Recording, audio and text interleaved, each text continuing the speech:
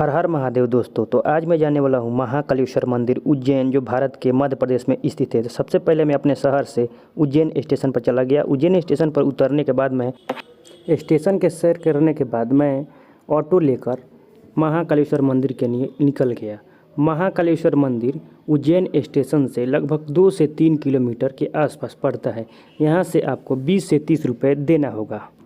महाकाल महाराज की नगरी में आकर मुझे बहुत खुशी मिला कि हाथ प भोलेनाथ लिखा लो, माथ प महाकाल, साल भर बम बम बोला, साल भर बम बम बोला।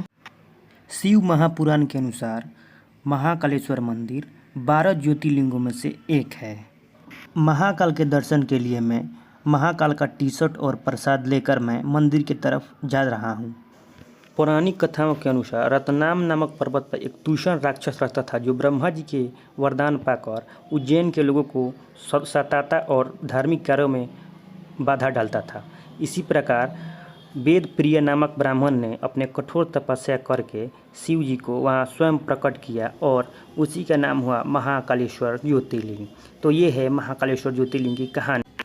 महाकाल के दर्शन के लिए मैं लाइन में लग गया। जय महाकाल। यह दक्षिण मुखी ज्योतिर्लिंग है, जो आंतरिक संचार और विशेष पूजा के लिए प्रसिद्ध है।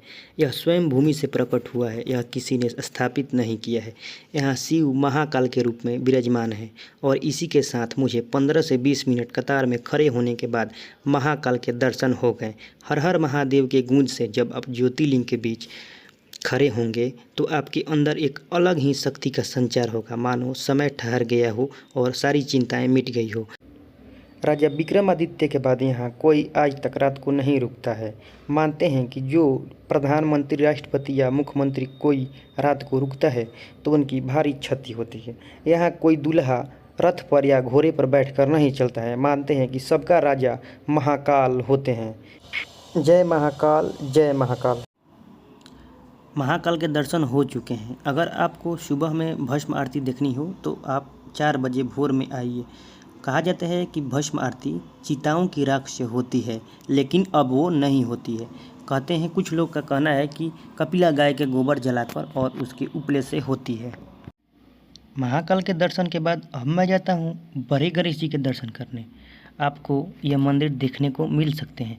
बड़े गणेश जी के मंदिर अपने विशाल और भव्य गणेश प्रतिमा के लिए प्रसिद्ध है। मंदिर में स्थित गणपति बप्पा की प्रतिमा अद्वितीय और दुर्लभ मानी जाती है, जिसे देखकर मन में शांति और सकारात्मक ऊर्जा का अनुभव होता है। महाकाल के दर्शन के बाद बड़े गणेश जी की दर्शन अति शुभ और अनिवार्य माना जाता है। बड़े गणेश जी के दर्शन के बाद अब मैं जाता हूँ राजा विक्रमादित्य के दर्शन के लिए। ये विक्रमादित्य वही विक्रमादित्य हैं जिन पर हिंदू कैलेंडर में विक्रम संवत का नाम रखा गया है। महाकाल मंदिर के अगल बगल ये और प्रतिमा बनाए गए हैं। ये सभी हिंदू धर्म ग्रंथों और वेद शास्त्रों से लिया गया है। हिंदू धर्म में ये सभी वेद शास्त्रों में ऐसा घटना हुई है, उसी के आधार पर ये सभी पात्र और मूर्ति